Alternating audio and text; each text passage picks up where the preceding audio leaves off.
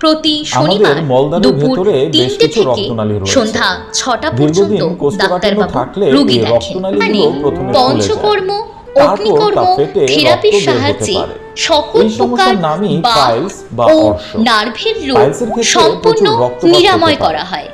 এছাড়াও অর্শ, নালিকা, piles, Fischer ও fistula ওষুধ দ্বারা বিনা অপারেশনে কেশ পদ্ধতিতে সম্পূর্ণ নিরাময় করা হয়।